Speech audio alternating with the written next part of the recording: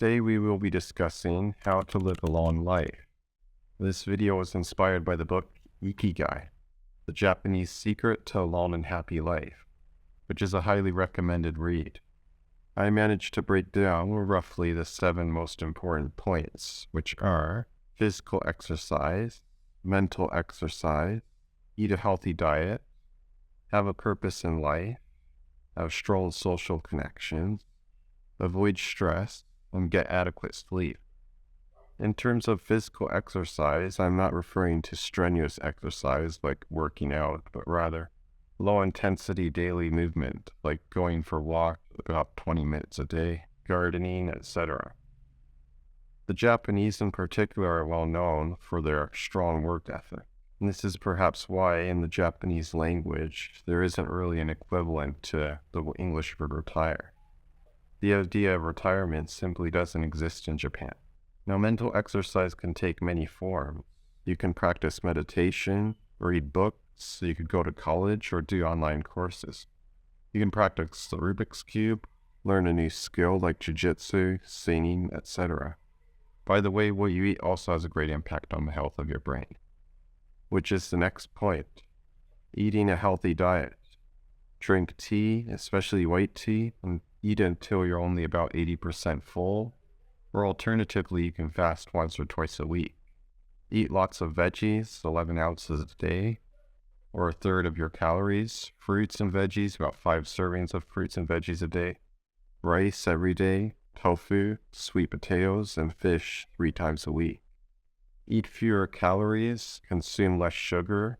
Centenarians in Okinawa consume about a third as much sugar as the rest of Japan. Lower your salt intake. Centenarians in Okinawa consume about half as much salt as the rest of Japan. Drink alcohol in moderation or remove it completely from your diet as recommended by Dr. Matthew Walker.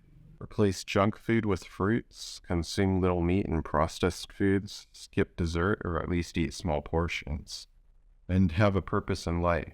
I think this one is pretty self-explanatory. Have a goal you want to achieve in life, have purpose, have something that drives you to go further and succeed. Have strong social connections. It must also be noted that if having strong social connections can be beneficial to your health, then having toxic friends or family can also have detrimental effects on your health, and it would be best if these people were removed from your life. That being said, strong social connections can certainly be beneficial to you. Avoid stress.